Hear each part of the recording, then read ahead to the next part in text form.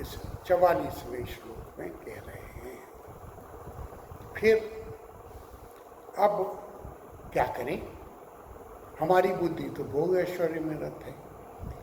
हम तो अपने परिवार को अपना बेटा, पति, पत्नी, नाती, पोते, बहू, साला, साली ये सब मानते हैं।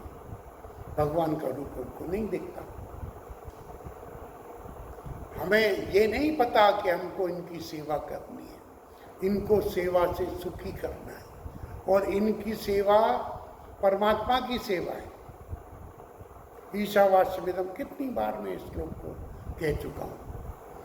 ये सारा संसार तो ईश्वर ही है।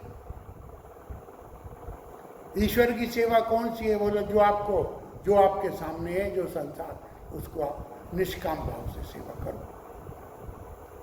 सेवा का बदला मत चाहो, सेवा में आपका स्वार्थ न हो।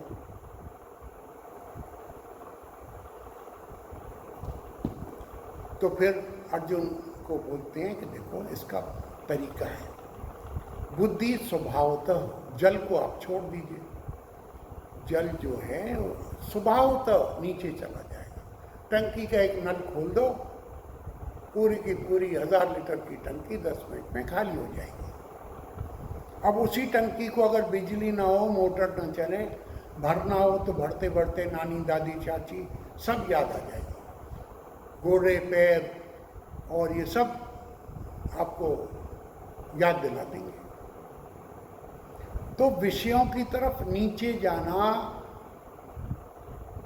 अपनी अधोगति कराना, नीचे की गति में जाना, भोगेश्वरी की तरफ जाना बहुत सरल है। जरूरत ही नहीं है, वो तो तैयार ही बैठे हैं आपको नीचा गिराने के लिए। सीढ़ियां चढ़ना कठिन है।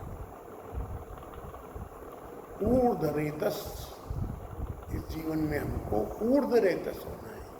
ऊंची ऊंची चीजों को प्राप्त करना है। और क्या है? ऊंचे ते ऊंचो भगवंत। सबसे ऊपर कौन है? जिसको हम कहते हैं ना ऊंचे से ऊंचा, मतलब परम। कौन है? परम पिता परमेश्वर।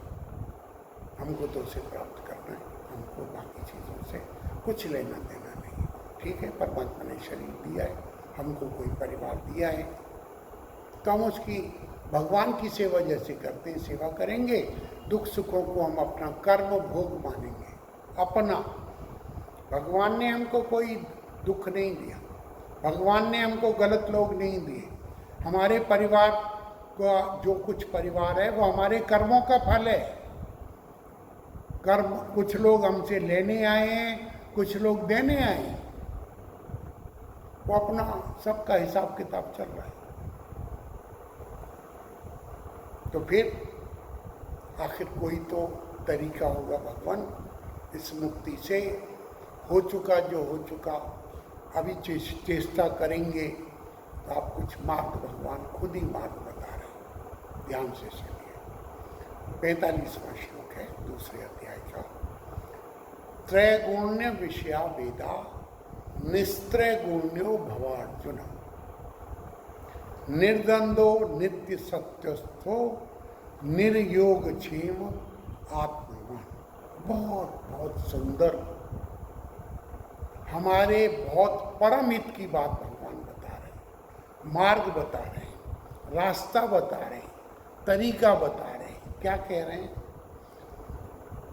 जैसा मैंने आपको बोला, वेदों में 1,00,000 श्लोक हैं। वेद 3 गुणों के कार्य का ही वर्णन करते हैं। रजोगुण ऐसा, तमोगुण ऐसा, सतोगुण ऐसा, इसके ऐसे ऐसे फल है, ऐसे ऐसे कर्म है, इनसे ये सिद्धि होगी, इनसे ये असिद्धि होगी। इस तरह से बहुत प्रकार से 3 गुणों की चर्चा करते हैं। तमोगुण निद्रा, आलस्य, प्रमाद, तृष्णा। रजोगुण शरीर में कार्य करने का उत्साह। सतोगुण प्रसन्नता, आनंद। इनकी चर्चा करेंगे। लेकिन हे अर्जुन, तुझे अगर अपने परम लक्ष्य को प्राप्त करना है तो इन 3 गुणों से रहित हो जाओ। इसमें किसी में मत फंस। क्या होता है? तमोगुण को जीतने के लिए रजोगुण होता है, रजोगुण को पार करने के लिए सतोगुण होता है। फिर भगवान कहते हैं तुझे प्रसन्नता जब होने लगे, आनंद का अनुभव होने लगे, तू इसको भी परे जा, इसको भी अपने दिल से मत लगा, इसमें भी तू रह मत, इसको भी प्रेम मत कर, इसको भी छोड़। आप जानते हैं जो सच्चिदानंद है उसमें आनंद शब्द का क्या व्याख्या है और कल्याण शब्द की क्या व्याख्या है? हम लोग आशीर्वाद देते हैं कल्याण, आपका कल्याण। कल्याण का अर्थ है दुख सुख से परे। सच्चिदानंद वाले आनंद का अर्थ है हाई मजे में रहना, सुख में रहना। यह आनंद का अर्थ नहीं है। आनंद का अर्थ है जहाँ सुख और दुख दोनों नहीं है, और उसकी अनुभूति आपको गहरी नींद में होती है। जब आप गहरी नींद में होते हैं तो वहाँ सुख दुख दोनों ही नहीं होता। शरीर कितना भी रोगी हो, उस समय कितना भी कष्ट में हो, कितना भी आपको दर्द का अनुभव होता हो, गहरी नींद में, सुषुप्ति में किसी कष्ट का, दर्द का, दुख का अनुभव नहीं होता। वहाँ न कोई सुख है न कोई दुख है। जो सुषुप्ति की अवस्था है वही असल में वो आनंद हमको चाहिए। परमात्मा सच्चित आनंद ऐसे। तो 3 गुणों से दूर हो जाओ, राग द्वेष से रहित हो जाओ। राग द्वेष, न तुझे कुछ चाहिए, न तेरा कोई प्रिय है, न कोई तेरा दुश्मन है, न तुझको किसी से चिपकना है, न किसी से तुझको भागना है। राग द्वेष से रहित हो जा। फिर चलो ऐसा कर लेते हैं, 3 गुणों से ऊपर भी अतीत हो जाते हैं, फिर और ये राग द्वेष से भी अतीत हो जाते हैं। तो फिर क्या करें? बोलो नित्य द्वंद्व नित्य सत्य सत्य अस्थो निर्योग क्षेम आत्मा। फिर तू नित्य वस्तु, हमेशा रहने वाला कौन है? परमात्मा। परमात्मा में स्थित हो। योग क्षेम, मेरे खाने पीने, मेरे रहने सहने, मेरे जीने मरने का, मेरी रोटी रोजी का, कल को क्या होगा, बोलो इसकी भी चिंता मत कर। क्यों? योग शब्द तो भगवान पहले ही बोलते हैं, योग क्षेम वाहम्यम, और वही वाहन कर रहे हैं। कल जैसे मैंने आपको बताया था कि ऊंट के ऊपर आदमी बैठा है और पोटली उसने सर पे रख रखी है, और वो सोच रहा है कि ऊंट को मुझे कष्ट नहीं देना। अरे भैया, पोटली तेरे सर पे रखी है, ये तेरी मूर्खता है। पोटली का और दोनों का वजन तो ऊंट पर ही है। तो इस पोटली को तू सिर से उतार कर ऊंट पर रख दे। ऊंट के ऊपर वजन का एक रत्ती भर भी इधर उधर नहीं होगा। हाँ, तेरी खोपड़ी पे ये जो भूत सवार है, पोटली वाला, संसार में चला रहा हूँ, घर बार में चला रहा हूँ, मैं नहीं हूँगा, क्या होगा, इनका क्या होगा, उनका क्या होगा, मेरा क्या होगा। इस पोटली को तू अपनी खोपड़ी से उतार दे और फिर परमात्मा की शरण में चला जा। एक भरोसे राम के, ऐसा।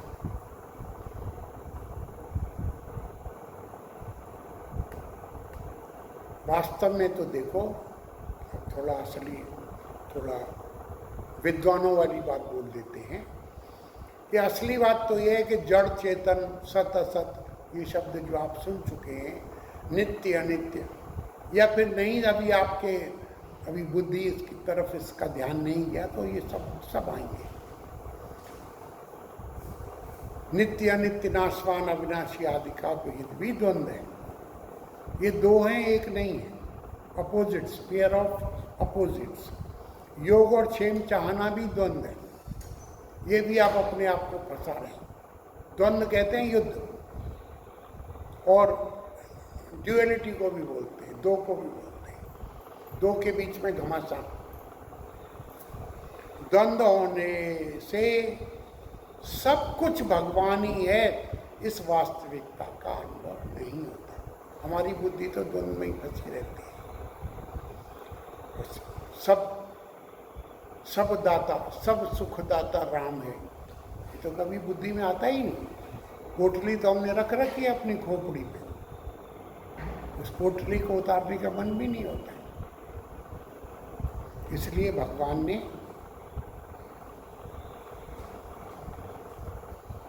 अमृत और मृत्यु, सत और असत दोनों को अपना ही स्वरूप बताया। ये द्वंद्व भी परमात्मा ही है।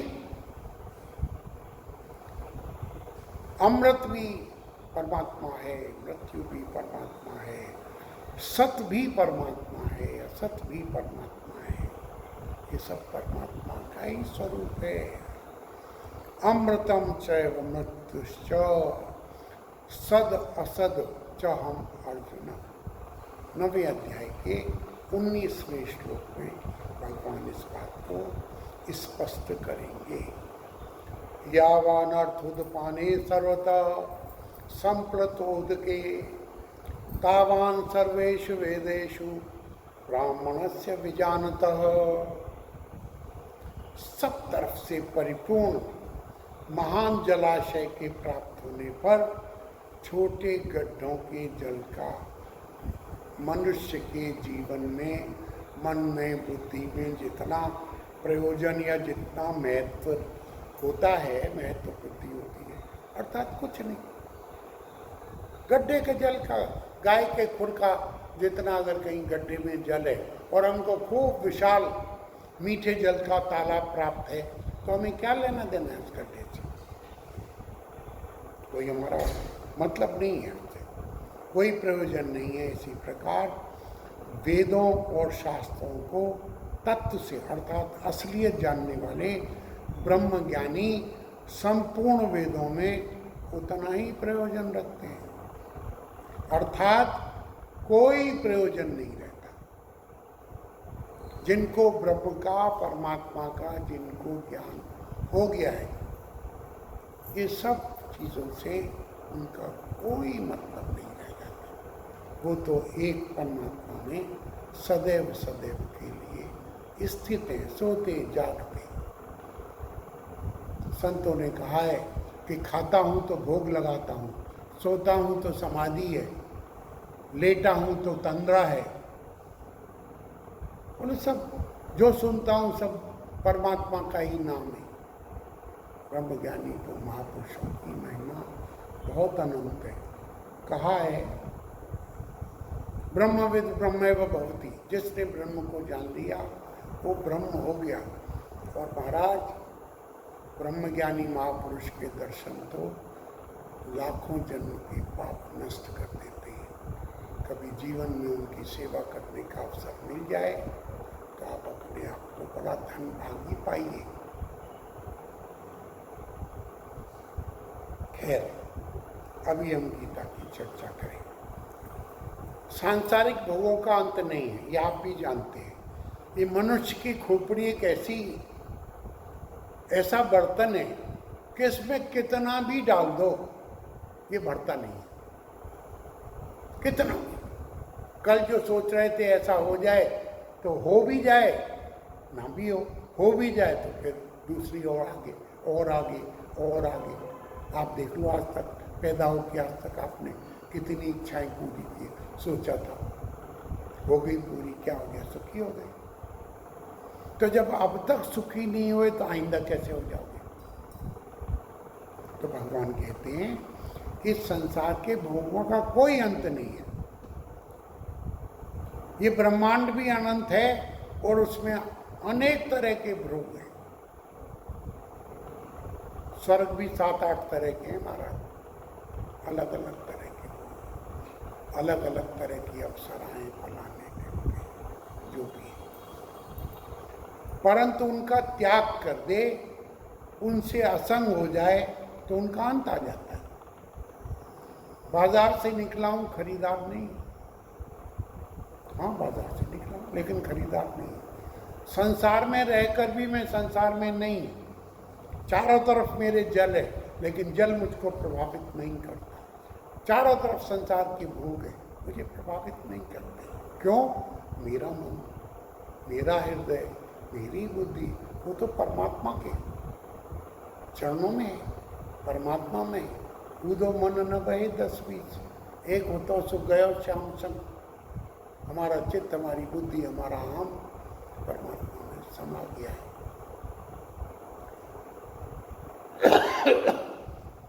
तो